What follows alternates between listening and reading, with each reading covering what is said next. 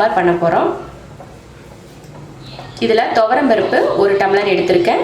பெரிய தக்காளி 2 கட் பண்ணி வச்சுருக்கேன். ஒரு பெரிய வெங்காயம் அதையும் கட் பண்ணி வச்சுருக்கேன். 4 கேரட்டை தோல் சீவிட்டு பொடியாக கட் பண்ணி வச்சுருக்கேன். மல்லித்தலை கருவேப்பிலை எடுத்திருக்கேன். இப்போ இதெல்லாம் ஒன்றா சேர்த்து வேக வைக்க போகிறோம்.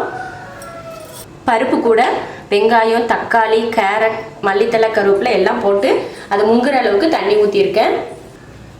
மஞ்சத்தூள் சேர்த்துக்கலாம்.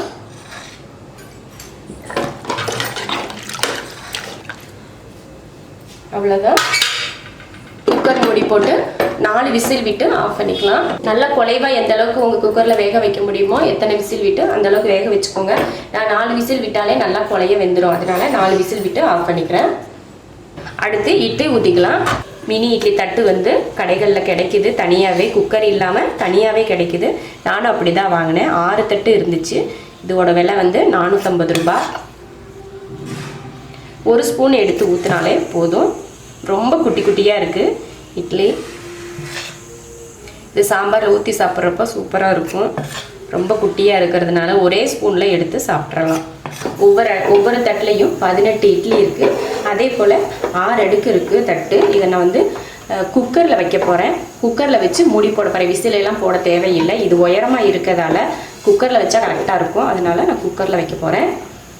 குக்கரில் 1 செம்பு அளவுக்கு தண்ணி ஊற்றிருக்கேன்.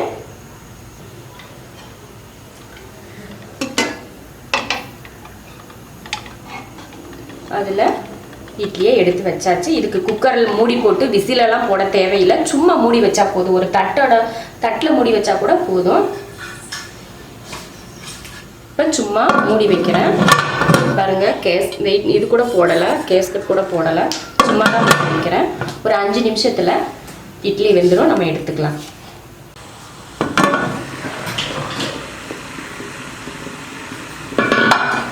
கரெக்டாக டைம் பார்த்தேன், 5 நிமிஷம். ஸ்பூன் எதுனா வச்சு பாருங்கள். நான் கத்தியில் லைட்டாக தண்ணி தொட்டிருக்கேன். அதை இப்படி வச்சு பார்க்குறேன். சூப்பராக வெந்திருக்கு பாருங்கள், ஒட்டாமல் வந்திருக்கு.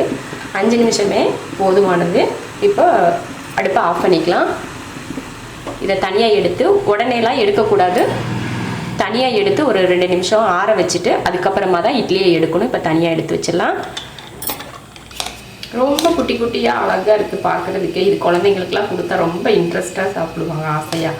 அந்தளவுக்கு ரொம்ப சின்ன சின்ன இட்லியாக இருக்குது. இப்படி கையில் தொட்டாலே வந்துடுது. ஒரு ஸ்பூன் வச்சு தான் எடுக்கணும் அப்படிங்கலாம் இல்லாமல் சூப்பராக வருது பாருங்கள். இட்லி ரெடி ஆயிடுச்சு. நல்லா எல்லாமே கேரட் முதல் கொண்டு கேரட்டு, தக்காளி, பருப்பு எல்லாம் நல்லா குலைவாக வெந்திருக்கு. இந்த கரண்டி வச்சு மசித்த உடனே எல்லாமே மசிஞ்சிருச்சு. அந்தளவுக்கு ரொம்ப நல்லா வெந்திருக்கு. இப்போ மறுபடியும் கேஸ் ஆன் பண்ணியிருக்கேன். சாம்பார் தூள் போட்டுக்கலாம். சாம்பார் தூள் போட்டிருக்கேன். கொஞ்சம் பெருங்காயத்தூள் சேர்த்துக்கலாம்.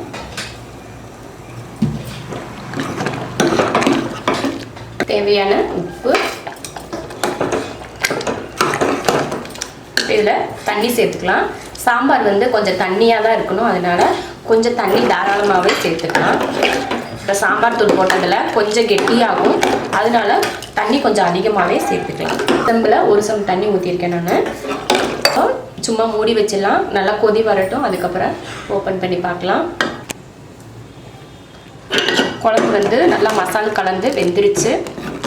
நம்ம போட்ட சாம்பார் தூளோட வாடை போகிறதுக்காக தான் குழம்ப கொஞ்சம் நேரம் கொதிக்க வைக்கிறது. இப்போ 2-3 நிமிஷம் பக்கம் ஆயிடுச்சு. மல்லித்தலை தூவிக்கலாம் கொஞ்சம். இப்போ சாம்பாரை தாளிக்கலாம். எண்ணெய் காஞ்சிருச்சு. இப்போ கடுகு சேர்த்துக்கலாம். கடுகு பொரிஞ்சதும் கொஞ்சம் ஜீரகம் சேர்த்துக்கலாம். வரமிளகாய், கருவேப்பிலை. அவ்வளோதான். அடுப்பு ஆஃப் பண்ணிடலாம். இப்போ சாம்பாரில் ஊற்றிடலாம்.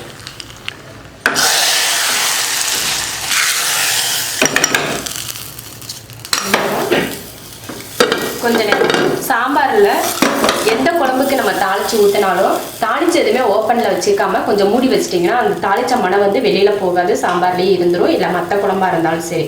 அதனால கொஞ்சம் அப்படியே மூடி வச்சுட்டேன். தாளித்த உடனே 1 நிமிஷம் 2 நிமிஷம் ஆயிடுச்சு. இப்போ சாம்பார் சூடோடு இருக்கிறப்பவே நம்ம இட்லியில் சேர்த்துக்கலாம். சாம்பாரை இட்லி எடுத்து வச்சுருக்கேன், அதில் சாம்பார் ஊற்றிக்கலாம்.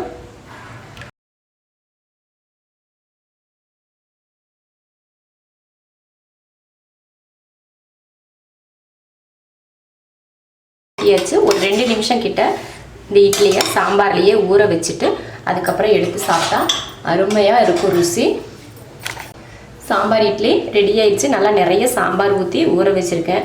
இந்த மாதிரி குட்டி குட்டி இட்லியை குழந்தைங்களுக்குலாம் கொடுத்தா ரொம்ப அழகாக சாப்பிடுவாங்க. மினி இட்லி செஞ்சு பாருங்கள், ரொம்ப நல்லாயிருக்கும். பிடிச்சிருந்தா லைக் பண்ணுங்கள். மற்றவங்களும் பார்க்கணுன்னு நினச்சிங்கன்னா ஷேர் பண்ணுங்கள். மறக்காமல் சப்ஸ்கிரைப் பண்ணிவிட்டு பக்கத்தில் இருக்க பெல் பட்டனை ப்ரெஸ் பண்ணுங்கள். நன்றி.